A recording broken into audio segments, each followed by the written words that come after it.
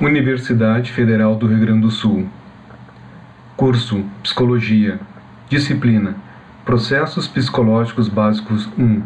Equipe Diornei Salgueiro, Esteban Ivânio da Silva. Vídeo sobre serotonina. Definição, função e consequências dos níveis altos e baixos desse neurotransmissor. A serotonina é um tipo de neurotransmissor que se encontra principalmente no sistema nervoso central, mas grande parte dela também está localizada no trato gastrointestinal, onde é usada para regular a digestão. No sistema nervoso central, a serotonina ajuda a regular o humor, sono, apetite, aprendizagem e memória. Alguns medicamentos antidepressivos e ansiolíticos mais comumente prescritos são aqueles que regulam os níveis desse neurotransmissor. Os inibidores seletivos de recaptação de serotonina, os SSRI, aumentam a quantidade de serotonina disponível para as células receptoras.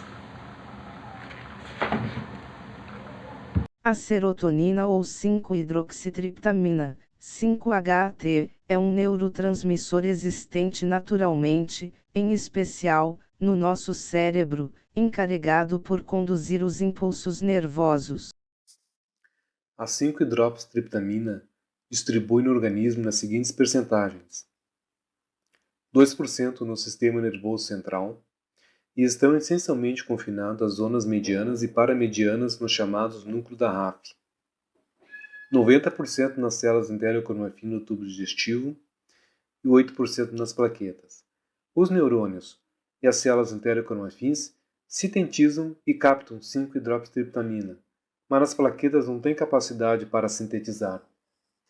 No sistema nervoso central, neste local, a 5-HT é um transmissor que está presente em altas concentrações em regiões localizadas no mesencéfalo, ponte e bulbo.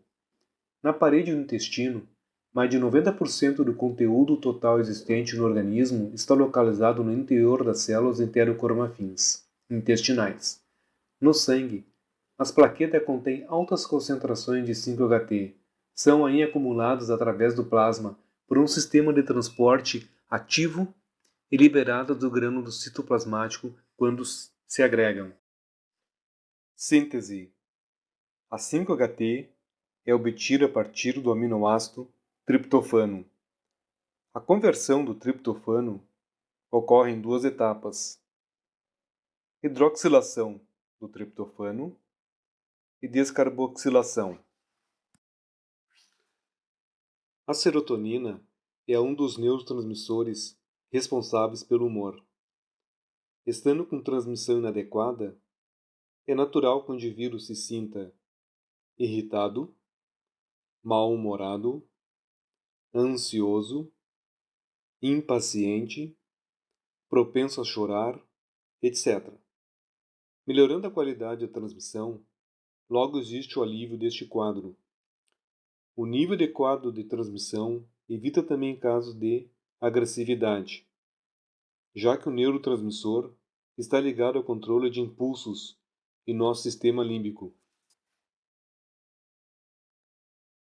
Embora muitos o chamem de neurotransmissor do prazer, em excesso a serotonina atrapalha o desempenho sexual. Essa relação acontece no hipotálamo. Quando há transmissão intensa, a libido cai, chegando a interferir no orgasmo de ambos os sexos. Essa relação acontece, por exemplo, quando o indivíduo toma antidepressivos, que melhora a transmissão da serotonina em nosso cérebro e, logo, diminui a libido. Muitas vezes, antidepressivos são administrados para pacientes com ejaculação precoce. Distúrbios alimentares relacionados na regulação da serotonina. Acredita-se que anormalidades na regulação da serotonina encefálica sejam um dos fatores que contribuem para distúrbios alimentares. A característica que define a anorexia nervosa é a manutenção voluntária do peso corporal em um nível anormalmente baixo. Enquanto que a bulimia nervosa é caracterizada por sucessivos episódios de voracidade alimentar, aos quais frequentemente seguem vômitos forçados, compensatórios. Esses distúrbios também são frequentemente acompanhados por depressão, um transtorno grave do humor, que foi relacionado a baixos níveis de serotonina no encéfalo. A conexão com a serotonina é mais clara no caso da bulimia. Além do humor depressivo, níveis baixos de serotonina diminuem a saciedade. De fato, drogas antidepressivas que atuam no sentido de aumentar os níveis de serotonina no encéfalo, como fluoxetina, Prozac, são também um tratamento efetivo para a maioria dos pacientes com bulimia nervosa. Serotonina versus agressividade. Está mais irritado ou agressivo do que o normal? Isso só pode ser falta de serotonina. Quando os níveis do neurotransmissor aumentam, é mais fácil se manter calmo, de acordo com um novo estudo. Pesquisadores forneceram uma dieta que reduziu os níveis de serotonina em 19 voluntários saudáveis e, em seguida, seus cérebros foram analisados a partir de um computador. Os pesquisadores descobriram que a comunicação entre a região da amígdala cerebral, que processa o medo, e do córtex pré-frontal tinha sido rompida. Com isso, ameaças leves podem se desencadear em reações violentas. O efeito foi mais forte nas pessoas que já tinham tendências violentas. Então, os níveis baixos de serotonina está também associado aos níveis de comportamento agressivo. A relação entre serotonina e agressividade é extremamente complexa. Diferentes vias neuronais podem apresentar diferentes reações a uma mesma ferramenta farmacológica, dependendo de quais tipos de receptores estão presentes na via. Em geral, os níveis de serotonina demonstram uma capacidade inibitória no comportamento agressivo. Morte súbita em bebês pode estar ligada a baixos níveis de serotonina.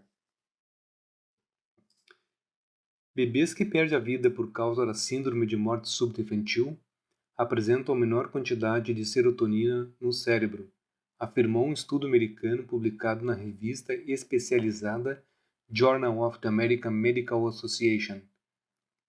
Os níveis de serotonina que regulam o sono, os batimentos cardíacos e a respiração são 26% mais baixos em bebês que morrem por conta da síndrome do que em crianças vitimadas por outras razões, indicou a pesquisa realizada por um grupo do Instituto Nacional de Saúde na cidade de Bethesda, em Maryland, Estados Unidos.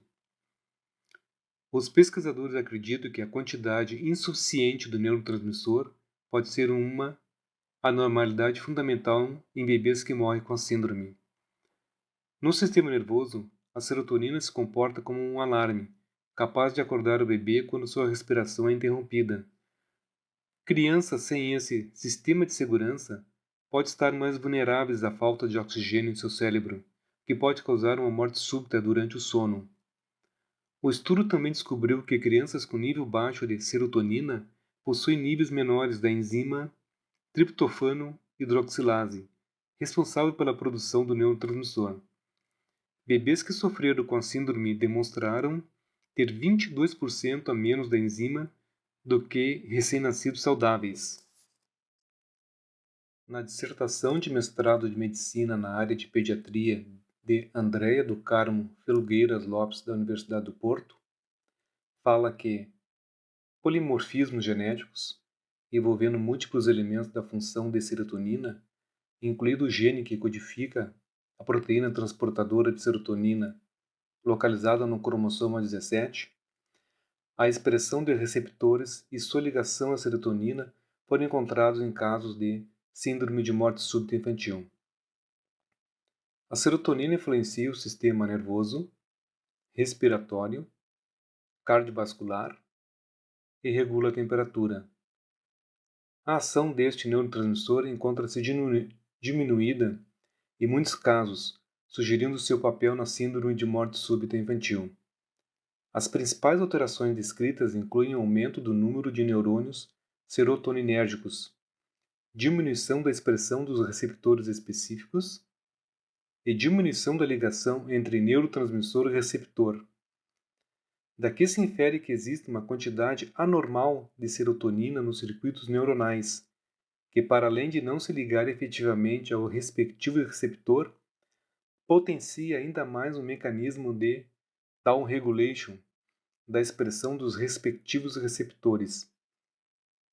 Essas alterações foram descritas ao nível das regiões que controlam as respostas à hipoxia, hipercapnia, asfixia ou hipertemia, nos casos de síndrome de morte súbita infantil.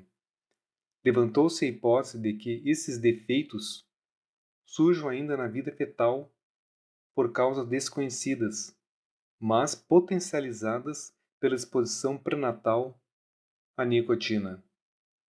Um estudo concluiu ainda que essas alterações afetavam mais crianças do sexo masculino.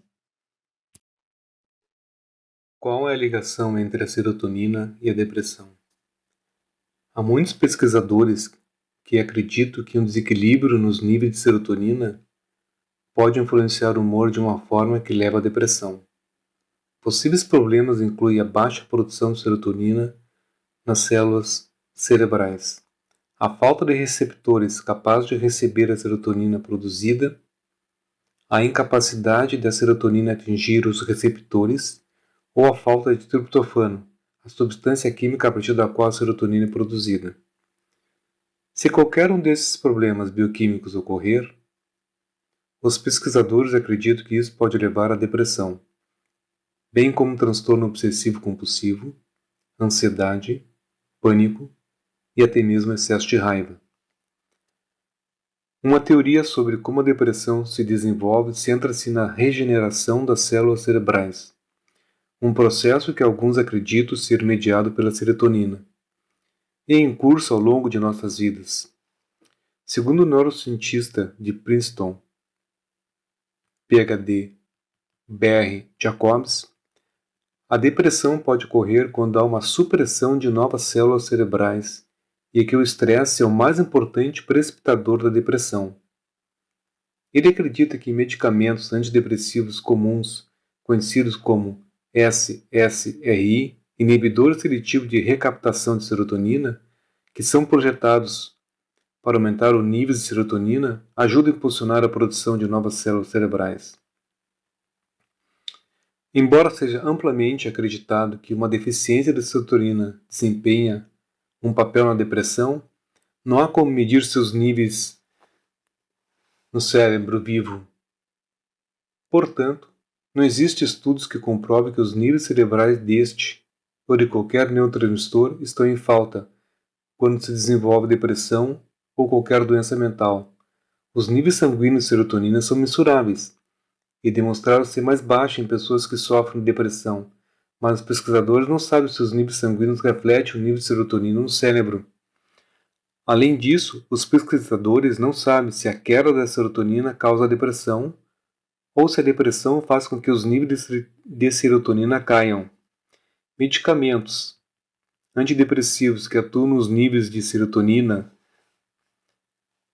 os SSRI, inibidores seletivos de recaptação de serotonina, e os inibidores de recaptação de serotonina e norepinefrina, reduzem os sintomas de depressão, mas exatamente como eles funcionam não é totalmente compreendido.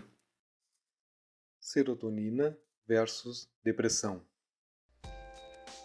Desde o final da década de 1980, uma teoria popular alega que o aumento dos níveis da molécula de sinalização da serotonina é fundamental para o tratamento da depressão.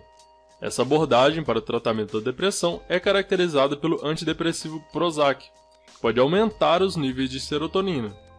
Quando o Prozac foi lançado lá na década de 80, tornou-se um tratamento para a depressão muito popular e muito rapidamente. No entanto, alguns especialistas afirmam que a popularidade do Prozac não era porque ele era mais eficaz do que os medicamentos antidepressivos anteriores, como os tricíclicos, que funcionam bloqueando a absorção de serotonina e noradrenalina no cérebro, mas porque o Prozac tinha menos efeitos colaterais do que esses outros antidepressivos. Por causa do uso generalizado do Prozac, a teoria de que baixos níveis de serotonina causam depressão também subiu em popularidade. Mas isso serve de prova para apoiar essa teoria? Muitos especialistas acham que não. Como o pesquisador de antidepressivos Alan Fraser disse à NPR sobre a teoria da serotonina, eu não acho que haja qualquer corpo de dados convincente, que alguém já tenha descoberto, que mostre que a depressão está associada de forma significativa com uma perda de serotonina. Dr. Joseph Coyle, professor de neurociência na Universidade de Harvard, em Boston, é citado dizendo: desequilíbrio químico é uma espécie de pensamento do século passado. É muito mais complicado do que ele é realmente. É um jeito de pensar fora de moda. Alguns fatos rápidos sobre a serotonina e a depressão. Tricíclicos foram os primeiros antidepressivos, experimentados nos finais de 1950, iniciaram a teoria de que desequilíbrio químico pode causar depressão. Na década de 1990, Pedro Delgado, presidente do Departamento de Psiquiatria da Universidade do Texas, realizou um estudo que descobriu que a falta de serotonina em seres humanos não leva-os a se tornarem deprimidos. A depressão é dita como sendo a principal causa mundial de incapacidade. A Organização Mundial de Saúde estima que mais de 350 milhões de pessoas sofrem com a depressão. Agora, os estudos mostram que 60 a 70% dos doentes deprimidos não respondem ao Prozac ou medicamentos semelhantes. Portanto, os pesquisadores por trás desse estudo queriam ver o papel que a serotonina desempenha na depressão, se existe algum. A equipe usou ratos que não tinham a capacidade de produzir a serotonina e utilizou uma variedade de testes para investigar se os ratinhos apresentavam os sintomas de depressão. Os pesquisadores descobriram que os ratos mostraram compulsividade elevada e agressão, mas eles não apresentaram sintomas de depressão. Além disso, quando colocados sob tensão, não houve diferença no comportamento entre ratinhos que não tinham serotonina e um grupo de controle de ratos normais. Uma proporção similar de ratos normais e ratos com falta de serotonina respondeu terapeuticamente a medicamentos antidepressivos. Os pesquisadores concluem que a serotonina pode não ser um fator dominante na depressão. Os resultados do estudo poderiam alterar dramaticamente o desenvolvimento de futuros antidepressivos.